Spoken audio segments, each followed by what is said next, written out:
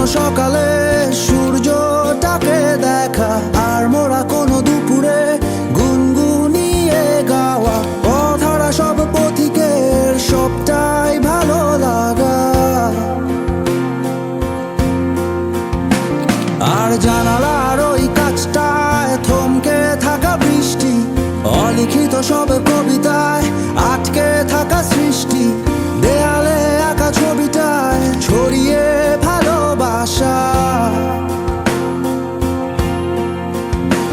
দেখো তোমার মেঘে মিশে আছে আমার অচেনা রোদ্দুর, তাই তো